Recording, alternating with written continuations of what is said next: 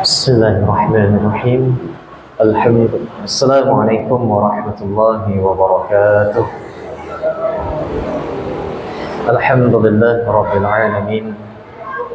Alhamdulillahi wahdah sadaqa wa'dah wa nasara 'abdah wa 'azza jundahu wa hazama al-ahzaba wahdah.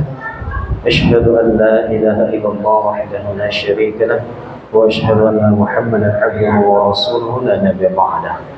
Wassallu wassallimu ra'akumullah ala Muhammad ibn Abdullah biqaul Allahumma salli ala Muhammad wa ala Muhammad. Para alim ulama yang kami muliakan, para imam kami yang kami muliakan, para orang tua kami, bapak-bapak, ibu-ibu, abang-abang, kakak-kakak, adik-adik, alhamdulillah kembali kita bersua atas izin Allah Azza wa Jalla. Walaupun tadi kita sholat dalam gelap-gelapan, sholat dalam kegelapan, tapi percayalah alam kubur lebih gelap lagi daripada itu. Alhamdulillah berkah dari sholat-sholat yang tuan-tuan puan-puan laksanakan, Allah beri sekarang penerangan, dan semoga penerangan tersebut juga akan Allah berikan nanti di akhirat, khususnya juga di alam kubur, alam yang setelah ini akan kita lalui insyaallah. Salawat serta salam kita haturkan kepada baginda Rasul sallallahu alaihi wasallam dengan mengucapkan Allahumma shalli ala Muhammad wa ala Muhammad. Kita ucapkan innalillahi wa inna ilaihi raji'un namanya. 3 ekor burung sahabat kita. Subhanallah. Kesetrum listrik pula, la ilaha illallah. Tapi itulah yang membedakan antara manusia dengan hewan. Kalau hewan, mereka hanya mengikuti insting, diperingatkan pun tetap mereka pijaki juga. Jelas-jelas itu berbahaya, kan tertulis Pak ya, ini listrik berbahaya. Nah, tapi burung kita pakai baju. Oleh karena itu, itulah perbedaan manusia dengan hewan. Tetapi Bapak Ibu, hewan melakukan sesuatu yang berbahaya itu sesuatu yang diharap maklum. Karena kenapa? Mereka tidak mendahulukan akal.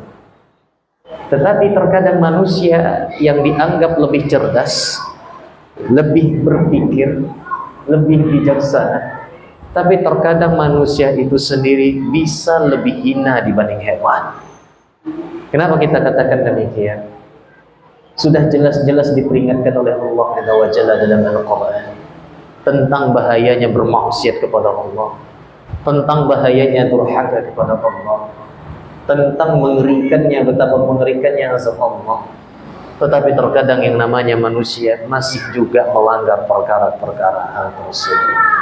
Padahal manusia Allah berikan akal, padahal manusia Allah berikan hati sanubari dan lain sebagainya. Oleh karena itu terkadang memang manusia di atas hewan, tetapi terkadang mereka lebih di bawah dari hewan. La haula wala quwwata illa billah. Baik, tuan-tuan puan-puan yang saya muliakan, kita lanjutkan kajian kita insyaallah tentang masalah tafsir basmalah. Yang dimana kita sudah sampai kepada pembahasan kapan saja basmalah itu disunnahkan dibaca. Nomor 1 kemarin ketika ingin membaca Al-Qur'anul Karim. Dan di sini para ulama berbeda pendapat. Sebagian ulama tahsin menyebutkan bahwa membaca basmalah itu hanya diperuntukkan ketika memasuki surah baru. Kita ulang sedikit. Namun sebagian lagi menyebutkan basmalah itu fi kulli umur, dalam setiap segala tindakan, dan insyaallah akan lebih berkah lagi. Dan tentu kita dalam mazhab Syafi'iyah kita lebih cenderung membaca basmalah dalam segala aktivitas kita, apalagi dalam Al-Qur'an. Yang kedua, kapan dianjurkan membaca basmalah? Yang kedua adalah pada awal tulisan. Termasuk juga ketika kita mencet seseorang. Ulama kontemporer zaman sekarang, mereka terjadi perbedaan pendapat Bapak Ibu. Sebagian menyebutkan ketika kita menulis teks, kalau dulu kan SMS, ya, kalau sekarang ada chat. Sebelum chat WA ada namanya ping BBM. BBM udah hilang, Allah sudah tak nampak lagi. Ketika kita ingin menulis teks tersebut, Apakah kita mendahulukannya dengan bismillah ataukah mendahulukannya dengan assalamualaikum? Maka di sini ulama berbeda pendapat, ulama kontemporer. Sebagian kecil mengatakan bismillah saja sudah melebihi dari cukup. Sebagian lagi menyebutkan ketika membuka teks baru, misalnya hari ini saya ingin mencet Jupaikal misalnya, saya ingin mencet beliau. Saya memulainya dengan salam di pagi hari. Nanti di siang hari saya ingin mencet beliau lagi, maka sebagian kecil ulama kontemporer sekarang, saya tak perlu lagi mengucapkan salam dalam teks tersebut. Lanjutkan saja ceritanya, lanjutkan saja pembahasannya. Sebagian lagi menyebutkan tulis bismillah dulu untuk membuka awal percakapan. Di bawah bismillah tulis assalamualaikum warahmatullahi. Setelah itu baru pembahasan. Minimal penyebutannya ketika terjadi teks atau chat berulang kali dalam satu hari, maka bismillah dan assalamualaikum di awal tadi sudah mewakili semuanya. Tidak perlu kita mengucapkan salam berkali-kali. Saya chat Bapak, salamnya di pagi hari jam 9. Jam 1 saya mau chat lagi, saya ucapkan salam lagi. Sebagian besar ulama kontemporer sekarang tidak diperlukan karena salamnya sudah diwakili dari yang pertama tadi. Insyaallah taala. Dan namun di sini yang kita ingin tekankan adalah sebagaimana surah An-Naml ayat 30, A'udzu billahi minasyaitonir rajim. Innahu min Sulaiman wa innahu bismillahirrahmanirrahim. Ketika Nabi Sulaiman alaihissalam menulis surat untuk Balqis, untuk Balqis, seorang ratu yang sebelumnya tidak beriman kepada Allah, namun setelah datang dakwahnya Nabi Sulaiman alaihissalam, dia pun mengikuti dakwah Nabi Sulaiman alaihissalam. Dan sebagian riwayat lagi menyebutkan dia langsung menikah dengan Nabi Sulaiman alaihissalam. Ini dia, Allahu Akbar. Di mana Nabi Sulaiman sesungguhnya surat itu dari Sulaiman dan sesungguhnya isinya dimulai dengan Bismillahirrahmanirrahim. Oleh karena itu ketika kita menulis surat, baik itu sebenarnya surat formal pun, sebenarnya kalau mengikuti dalil ini disunnahkan kita mengucapkan basmalah, ya, mengucapkan basmalah. Tetapi kalau suratnya isinya formalitasnya skala besar, termasuk untuk orang non muslim juga, maka cukuplah mengucapkan hal yang sudah biasa saja. Baik. Yang ketiga, kita masuk pembahasan selanjutnya. Yang ketiga, kapan kita dianjurkan mengucapkan basmalah? Ketika doa di pagi dan sore hari, artinya lagi dan lagi. Ketika kita membahas isti'adzah, a'udzubillah itu dianjurkan dibaca salah satunya ketika zikir pagi dan petang. Dan ternyata bismillah juga dianjurkan dibaca di saat zikir pagi dan di zikir petang. Salah satu basmalah yang sangat masyhur untuk disunnahkan agar dibaca setiap pagi salasah marrah 3 kali dan sore 3 kali juga. Apa itu? Bismillahilladzi la yadurru ma'a ismihi syai'un fil ardi wa la fis sama' wa huwas sami'ul 'alim. Zikir pagi petang itu Bapak Ibu pelan-pelan kita hafal. Mungkin yang pertama bisa kita hafalkan seperti raditu billahi rabba itu 3 kali. Bismillahilladzi la yadurru 3 kali. A'udzu bikalimatillahi tammati min syarri ma khalaq 3 kali dan lain sebagainya. Yang mungkin perlu perjuangan kita menghafalnya ketika sudah masuk pada bab asbahna wa asbaha mulku lillah walhamdulillah la ilaha illallah wahdahu la syarika lah lahul mulku wa lahul hamdu wa huwa ala kulli syai'in qadir. Rabbi as'aluka khaira ma fi hadzal yawm wa khaira ma ba'dahu wa a'udzu bika min syarri ma fi hadzal yawm wa syarri ma ba'dahu. Rabbi a'udzu bika minal kasali wa su'il qidam. Rabbi a'udzu bika min 'adzabi fin nar wa 'adzabi fil qabr. Barulah mungkin kita agak rutin disiplin untuk menghafalnya. Tetapi kalau zikir-zikir yang sudah sering kita dengar seperti raditu billahi rabba, a'udzu bikalimatillah, kemudian bismillahilladzi, itu insyaallah sudah di dalam kepala kita masing-masing, maka ucapkanlah minimal pagi dan sore. Dan apa keutamaan kalau kita membaca zikir bismillahilladzi la yadurru ma'a ismihi syai'un fil ardi wa la fis samaa'i wa huwas sami'ul 'alim 3 kali di pagi hari, 3 kali di sore hari. maka kata Nabi sallallahu alaihi wasallam, tidak akan ada yang memudaratkannya sama sekali. Artinya Allah akan senantiasa melindungi tuan-tuan, puan-puan dalam melakukan aktivitas sehari-hari. Oleh karena itu dalam beberapa pertemuan sebelumnya kita pernah menyampaikan, jangan pernah menganggap kecil zikir-zikir yang telah diajarkan oleh baginda Rasulullah SAW, karena memiliki dampak yang sangat ajib, sangat azim, sangat besar. Contohnya saja ketika keluar rumah, hanya dengan mengucapkan Bismillah tawakkaltu 'ala Allah, la haula wa la quwwata illa billah, maka malaikat akan berkata kepada yang membacanya, ya, hudita wa kufita wa wuqita, dia telah Allah berikan petunjuk, dia telah Allah berikan kecukupan, dia telah Allah dalam perlindungannya. Allahu Akbar. Kemudian syaitan pun menyesal sembari berkata kepada teman-temannya, bagaimana kita akan menggoda orang yang telah diberikan kecukupan, telah diberikan perlindungan, telah diberikan petunjuk, hanya dengan mengucapkan zikir yang ringkas. Allahu Akbar.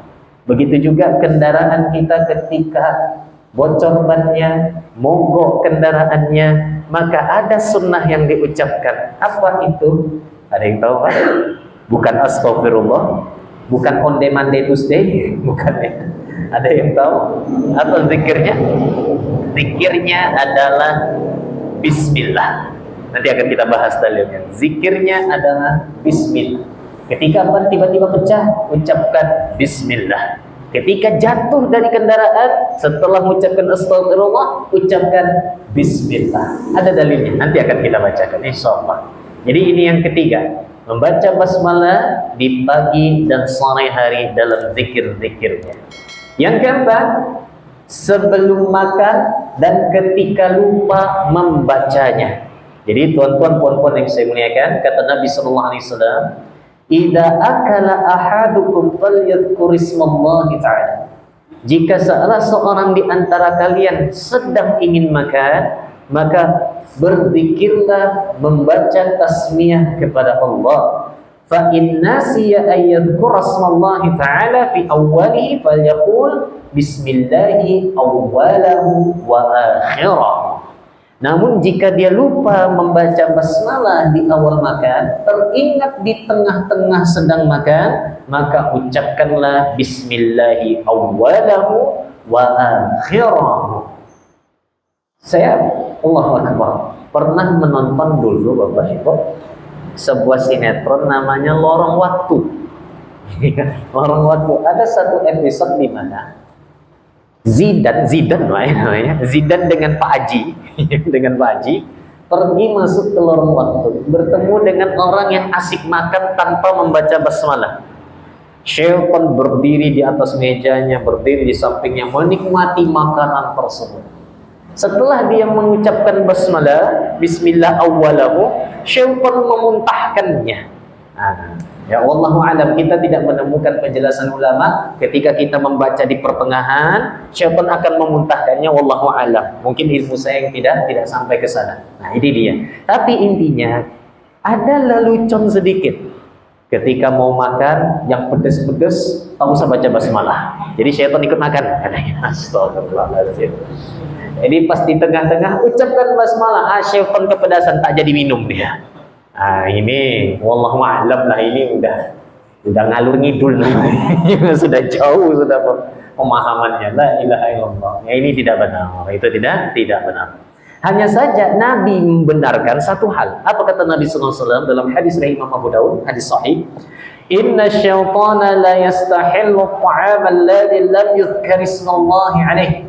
Sesungguhnya Allah menghalalkan makanan untuk syaitan yang dimana makanan itu dimakan tanpa mendahulukan basmalah. Nah, hati-hati.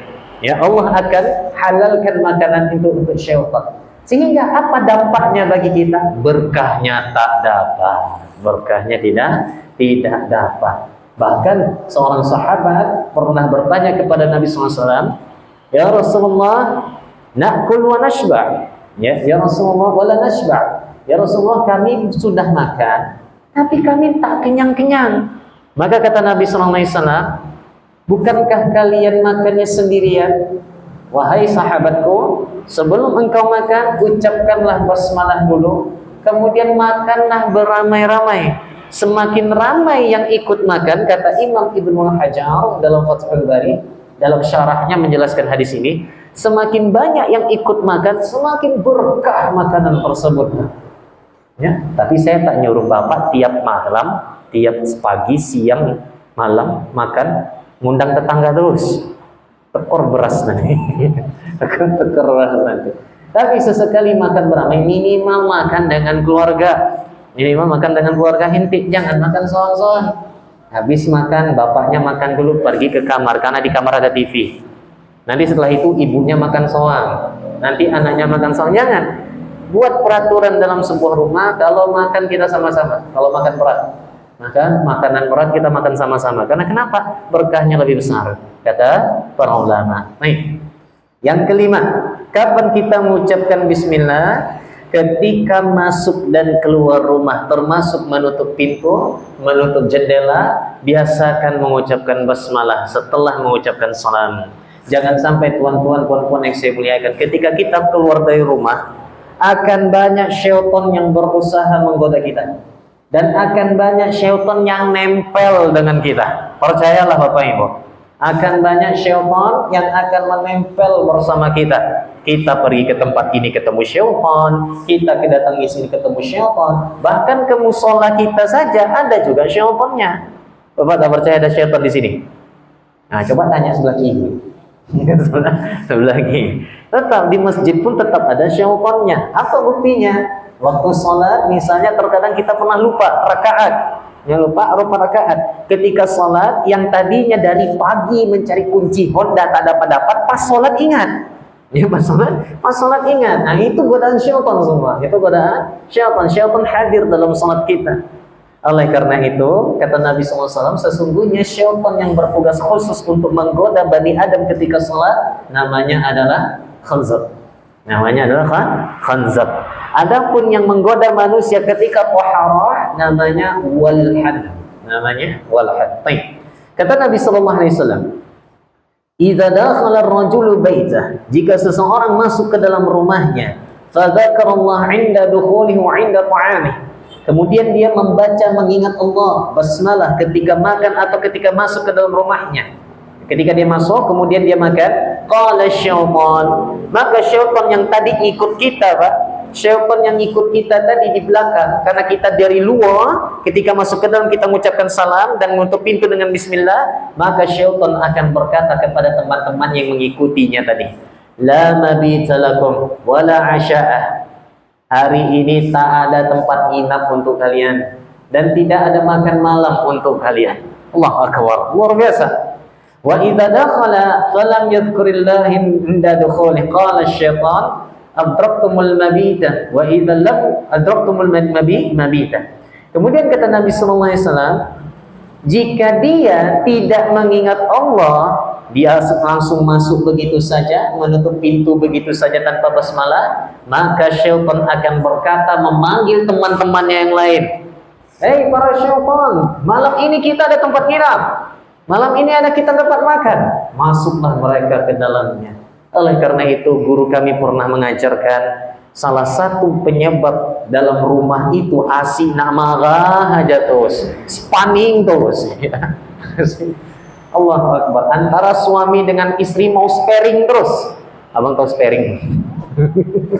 Sparring. Sparring. Asina sparring terus. Antara anak dengan orang tua cekcok mulu. Itu karena bisa jadi perihal kecil yang sering dilalaikan, tapi dampaknya bukan main. Masa jadi ketika masuk itu tidak mengucapkan salam, ketika nutup jendela, ketika waktu mau maghrib kita nutup jendela, nutup pintu kita tidak mengucapkan basmalah. Hati-hati. Itu bisa menjadi kesempatan syaitan untuk menggoda manusia. Baik, tuan-tuan, puan-puan yang saya muliakan. Yang keenam, ketika memulai awal berbagai ibadah. Sebagaimana yang saya sebutkan 2 pekan yang lalu, saya termasuk orang yang memegang pendapat ketika khutbah Jumat, sebelum berkhutbah, disunnahkan mengucapkan basmalah sebelum salam dengan sir.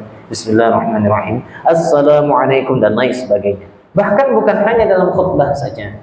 Rasulullah sallallahu alaihi wasallam bersabda, "La wudu'a liman lam yadhkur ismallahi ta'ala alaih." Tidak ada wudu bagi mereka yang tidak memulai wudunya dengan membaca basmalah. Baik. Melihat dari hadis ini, para ulama mengambil istinbat hukum menjadi dua pendapat. Kita lihat hadisnya lagi. Kata Nabi sallallahu alaihi wasallam, "La salata liman la wudu'a lahu." Tidak ada salat bagi orang yang tidak berwudu. Wala wudu'a liman lam yadhkur ismallahi ta'ala alaih. Dan tidak sah wudunya kalau seseorang tidak memulainya dengan basmalah. Sehingga dari hadis ini terbagi dua pendapat ulama fikih. Pendapat pertama yang dikemukakan oleh Imam Ahmad ibnu Hanbal dari madhab Hanbaliyah, apalagi dikemukakan juga oleh Imam Ibnu Qudamah al-Maqdisi dalam Al-Mughninya, bahwa mengucapkan basmalah untuk wudu dan mandi janabah hukumnya fardhu ain, wajib, tak boleh ditinggalkan. Apa dalilnya? Alasannya hadis tadi. Di mana Nabi menggandengkan antara la salata liman la wudu'a lahu. Tidak ada salat bagi orang yang tidak berwudu. Setelah Nabi mengucapkan itu, Nabi menggandengkannya dengan tidak ada wudu bagi yang tidak membaca tasmiyah, basmalah. Sehingga kenapa Nabi menggandengkan antara dua hal ini? Wudu itu salah satu syarat sah salat, kewajiban yang harus ditunaikan untuk melaksanakan salat. Digandengkan oleh Nabi dengan membaca basmalah tadi.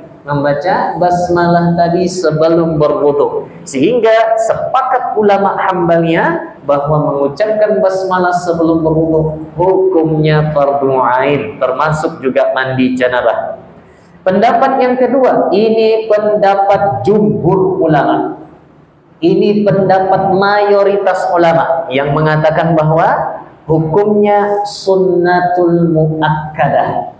Boleh ditinggalkan, tetapi alangkah lebih baik jangan ditinggalkan. Sunnatul muakkadah.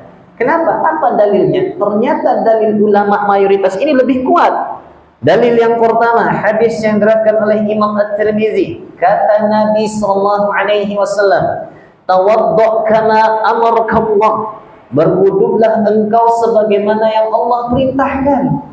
Nah, wudhu yang Allah perintahkan itu ada dalam Al-Quran di surah Al-Ma'idah ayat 6, di mana Allah Ta'ala berfirman, apa bunyinya Bapak Ibu? Ya ayyuhalladzina amanu idza qumtum ila shalah fagsilu wujuhakum wa aydiyakum ilal marafiq wamsahu bi ru'usikum wa arjulakum ilal ka'bain. Di sini Allah memerintahkan kita melaksanakan wudu dengan memulai membasuh wajah.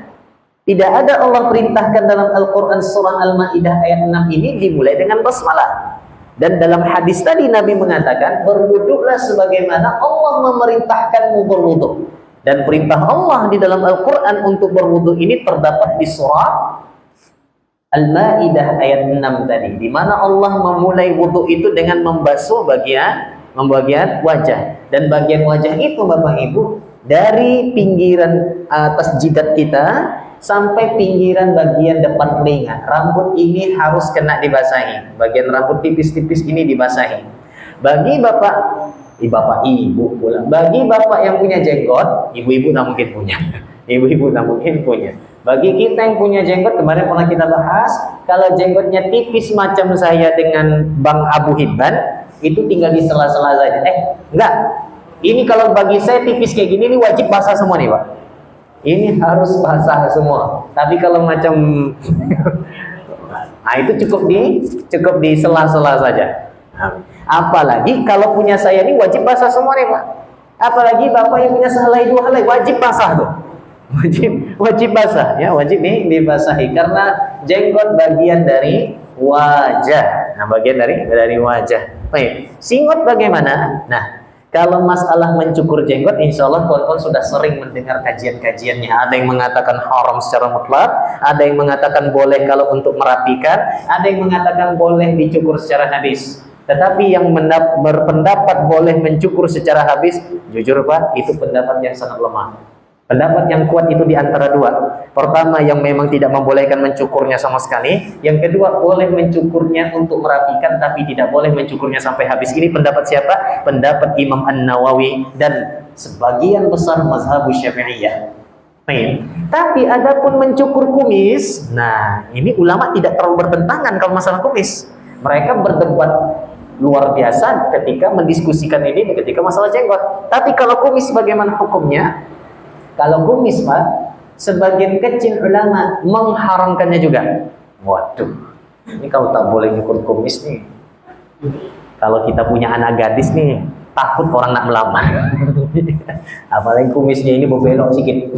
Berbelok sedikit. La ilaha illallah. Baik. Hukum mencukur kumis, saya mengambil pendapat yang masih membolehkannya. Masih membolehkannya. Sebagian kecil mengatakan hanya boleh dirapikan, tapi tidak boleh dicukur sampai habis. Saya lebih mengambil pendapat yang mengatakan boleh mencukurnya sampai habis, nggak ada masalah, nggak ada masalah. Baik, itu sekedar masalah itu. Nanti akan ada pembahasan, insya Allah setelah masalah fikih sholat ini kita akan bahas tentang sunnah-sunnah fitrah, sunnah-sunnah fitrah, termasuk bagaimana hukum mencabut bulu ketiak.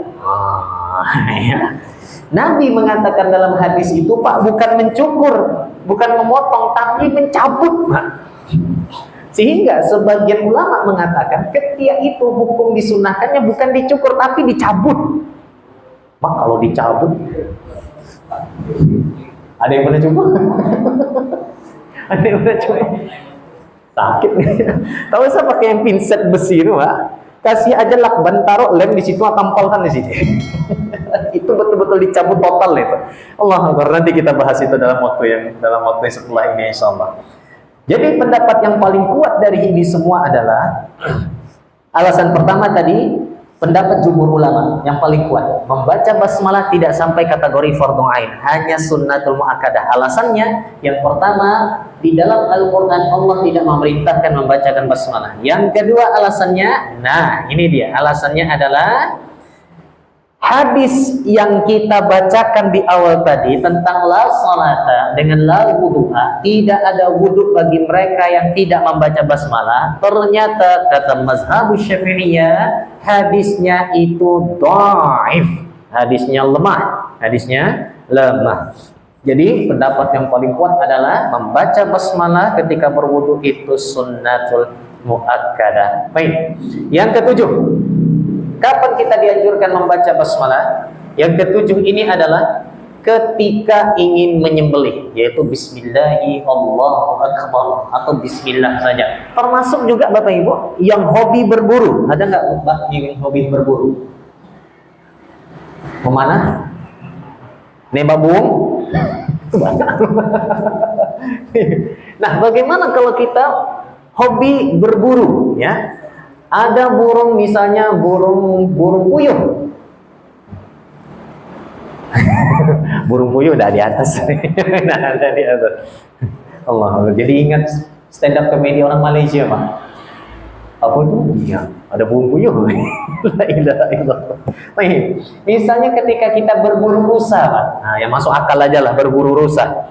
Ketika kita ingin menembak, ya, maka ucapkanlah bismillah. Kalau kena, tak perlu Bapak Ibu menyembelih bismillah lagi. Karena kenapa? Itu sudah mewakili. Itu sudah mewakili. Tetapi kalau dia masih hidup, masih bergetar-getar badannya, mencoba lari, Bapak tangkap, maka para ulama menganjurkan sembelih dengan bismillah juga. Sembelih dengan bismillah. Termasuk juga melepaskan anjing buruan. Ya, misalnya kita punya melihara anjing untuk berburu dan menjaga kebun. Hanya dua itu saja syarat seorang muslim boleh memelihara anjing. Untuk berburu, untuk menjaga kebun. Hanya dua itu saja. Kalau untuk sekedar memelihara, mungkin dia pudel, cantik, imut, kecil dan lain sebagainya, tetap tidak diperbolehkan. Tetap tidak diperbolehkan. Jangankan itu, jual beli kucing saja ulama masih berbeda pendapat tentang hukumnya. Ada yang mengatakan haram, ada yang mengatakan makruh, ada yang mengatakan mubah dan lain sebagainya. Apalagi melihara anjing. Jual beli hewan anjing, ya, jual beli anjing itu tidak diperkenankan kecuali hanya untuk berburu dan menjaga kebun. Hanya itu saja niatnya. Kalau di luar dari itu tidak diperkenankan, tidak diperkenankan. Lalu anjing ini terlatih, ya, nampak rusak, bapak bebaskan, mengucapkan Bismillah, ya, Bismillah, lepas dia, kemudian tertangkap digigitnya lehernya, maka itu sudah menjadi halal dan itu buruan yang bapak dapatkan dan itu boleh. Ini dalam fikih buruan.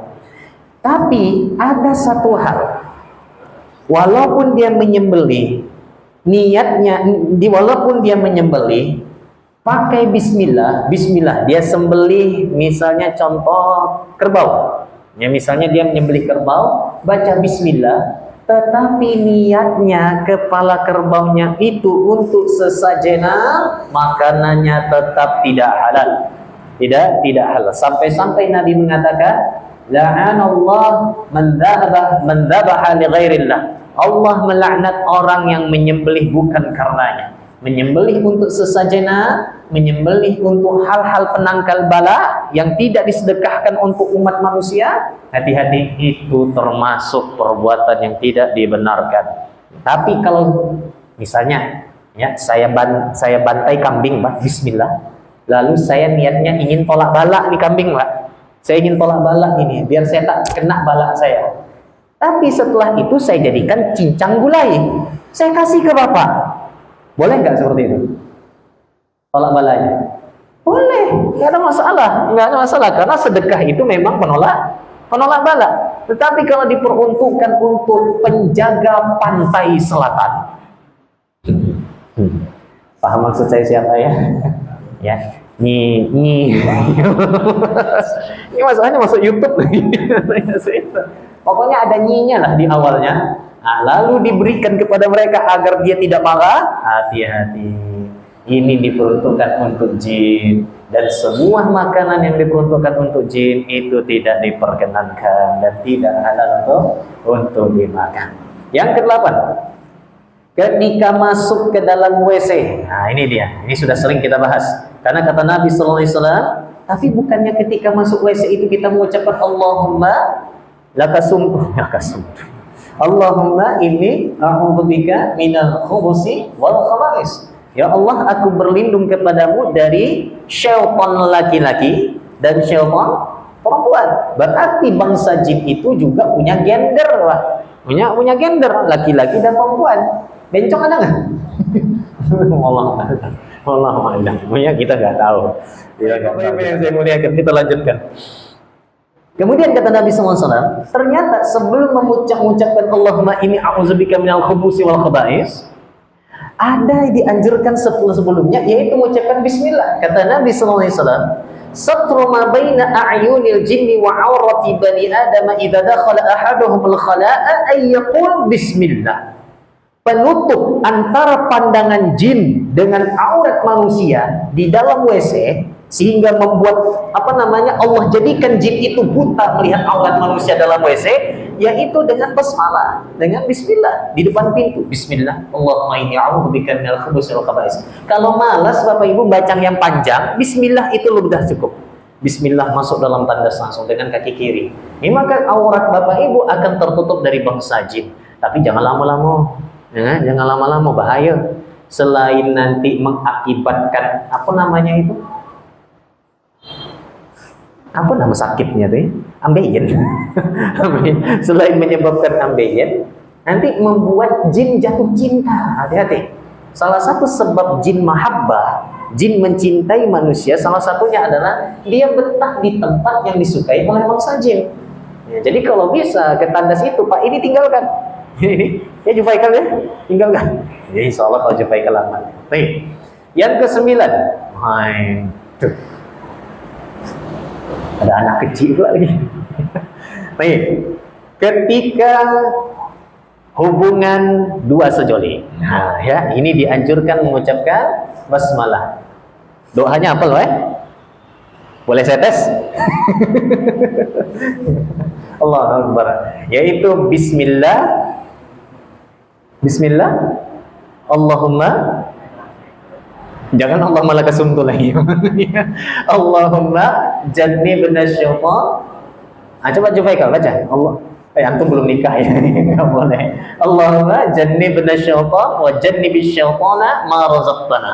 Ya, tapi diawali dengan bismillah dulu. Ternyata Bapak Ibu yang saya muliakan, saya membaca di sebuah kitab Tuhfatul Maulud lil Ahkamil Maulud. Ini khusus kitab tentang hukum anak yang baru lahir.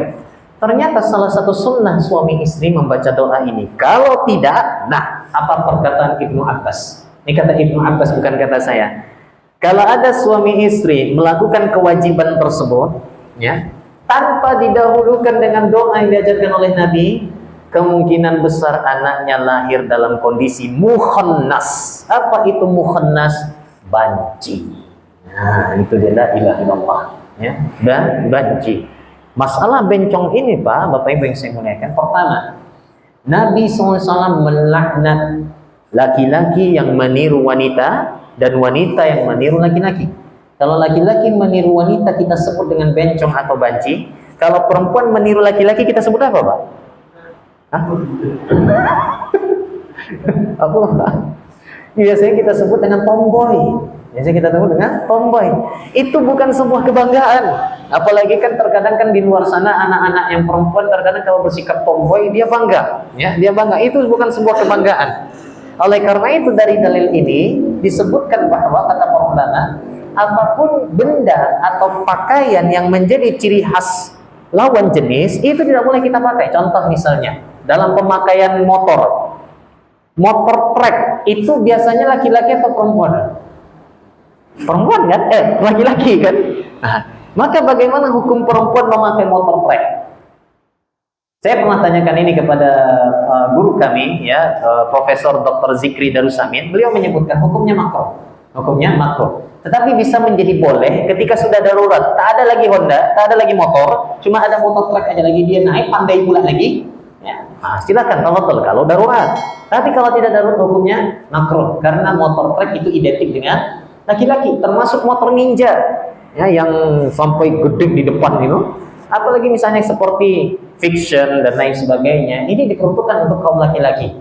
Tapi kebalikannya, bagaimana laki-laki menggunakan motor Scoopy? Bagaimana untuk laki-laki menggunakan motor Scoopy? Saya pernah tanyakan itu, Pak. Ternyata jawabannya nggak ada masalah. Lah, nggak ada masalah. Karena kenapa? Scoopy itu universal, katanya. Ini universal, itu umum ya. Lah, mahasiswi yang mendengar ini merasa tak adil. Kenapa kami tak boleh motor trek? Padahal motor trek itu lebih enak nih bawanya. Karena bumpernya itu kan tinggi. Jadi kalau ada lubang-lubang itu tak terlalu terasa. Ya. Allahu Akbar, itu masih dibolehkan. Ya, kalau untuk laki-laki menggunakan Scoopy. Tapi kalau sudah laki-laki menggunakan Scoopy, apa yang lebih ramping lagi, warnanya pink, penuh juga ada gambar permak Barbie lagi di situ. Itu kalau bisa dijauhi, kalau bisa dijauhi, karena itu identik dengan perempuan. Termasuk juga hukum menggunakan anting. Anting ini juga tidak diperbolehkan untuk kaum laki-laki. Tidak diperbolehkan untuk kaum laki-laki. Saya bertanya kepada Ustaz Abdul Somad, Ustaz, bagaimana dengan hukum artis yang notabene sebenarnya dia laki-laki, cuma dapat peran perempuan? Bagaimana hukumnya? Bagaimana hukum gajinya? Maka apa kata Ustaz Abdul Somad? Haram, semuanya haram. Walaupun aslinya dia laki-laki, tapi dia berperan pura-pura jadi perempuan, dapat duit dari situ, semuanya haram. Kata Ustaz Abdul Somad. Ini masih ingat saya waktu mata kuliah masalah tentang al-jarh wa ta'dil.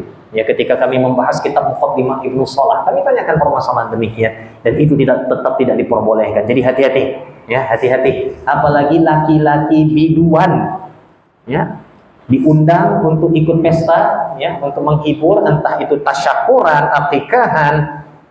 Tasyakuran, akikahan disunnahkan, Mbak, ya. Ini kan berbau agama, tapi pas malam harinya dugem luar biasa. La ilaha illallah. Astagfirullah. Diundang biduan laki-laki. Sepatunya bukan main, Pak, sampai tinggi, sampai tengah lutut. La ilaha illallah. Jogetnya luar biasa. Macam tulang belakang tuh tak ada lagi, mungkin tadi cabut namanya. Beliau luar biasa. Hati-hati, ini tidak dibenarkan. Bahkan kemarin ada ibu-ibu yang datang kepada saya, Pak, ini ada titik-titik saya, bukan anak, Pak, ya, titik-titik saya Dia ini senantiasa membantah dengan saya terus, karena saya terus bilang jangan bersikap seperti perempuan, tapi dia mengatakan ini sudah fitrah saya dari lahir. Oh, saya tak terima. Tak terima. Fitrah laki manusia itu cuma dua. Kalau enggak laki-laki perempuan, udah itu aja. Tak ada fitrahnya lahir dia laki-laki tapi jiwanya perempuan, enggak ada. Enggak ada. Saya berani mengatakan demikian karena Allah sendiri mengatakan dalam Al-Qur'an. Kenapa dia bisa lebih condong kepada perempuan? Pertama, ada kemungkinan hasil didikan, ya, pendidikan. Yang kedua, pertemanan. Yang ketiga, apa yang dia tonton dan lain sebagainya. Tapi kalau mengatakan itu dari bawaan lahir, itu enggak ada. Itu tidak ada. Kecuali mungkin sudah melakukan hal yang tidak dibenarkan oleh Allah, sebagaimana perkataan Ibnu Abbas tadi. Bisa jadi anaknya akan menjadi mukhannas. Sampai-sampai kata Nabi, wah, ini kata Nabi, ya. Siapa yang ada banci dalam rumahnya, keluarkan dari rumah. Kata Nabi SAW, tegas menyebutkan perkara demikian. Kalau sudah dinasihatkan, tak mau juga bertobat, kata Nabi, usir dari rumah. Ini kata Nabi SAW. Oleh karena itu, banci, bencong itu jangan dinormalisasikan. Terkadang kita tertawa melihat hiburan-hiburan seperti itu. Memang enak rasanya melihat mereka berbuat hal yang berbeda dan lain sebagainya. Tetapi secara tidak langsung, saya pribadi juga bisa jadi kita menormalisasikan hal-hal seperti itu. Seperti itu. Baik. Yang ke-10, kapan dianjurkan membaca basmalah? Ketika ruqyah, ini sudah kita bahas kemarin.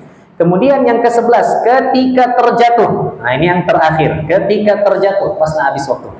Baik, amman kana radifan Nabi sallallahu alaihi wasallam qala qultu radifahu. Saya baca terjemahnya. Ada orang yang membonceng Nabi di atas keledai. Kemudian keledai ini tergelincir, maka aku katakan, apa katanya? Waihak ta'is syaitan. Celaka syaitan. Ya, dia menyalahkan syaitan. Maka Nabi mengatakan, la taqul ta'isa syaitan. Jangan engkau katakan celaka syaitan ketika kendaraanmu tergelincir. Ya, kendaraan dulu kan keledai. Kalau disamakan sekarang seperti Honda, mobil dan lain sebagainya. Jangan engkau katakan ta'isa syaitan, celaka syaitan. Fa innaka idza qulta ta'isa syaitan ta'azzama syaitan fi nafsi. Karena kalau engkau katakan celaka syaitan, syaitan akan membesar dan dia akan bangga, aku berhasil mencelakakan Bani Adam. Makin sombong dia. Tetapi kata Nabi, ucapkan bismillah. Tasagharat ilaihi nafsu hatta yakuna asghara min dubabin. Maka dia akan menjadi kecil ketika kita mengucapkan bismillah sampai sekecil lalat. Oleh karena itu, inilah tempat-tempat dianjurkan mengucapkan basmalah. Insya Allah pekan depan kita masuk tafsir Alhamdulillahirabbil alamin. Insya Allah taala. Jika umur masih Allah panjangkan. Lebih dan kurang saya mohon maaf. Jika ada penyampaian yang keliru mohon dimaafkan dan mohon diluruskan. Jika ada bahasa yang tidak berkenan mohon dimaafkan karena yang berbicara juga hanya manusia biasa. Lebih dan kurang saya mohon maaf. Subhanallah bihamdik asyhadu an la ilaha illa anta astaghfiruka wa atubu ilaik. Terima kasih. Assalamualaikum warahmatullahi wabarakatuh.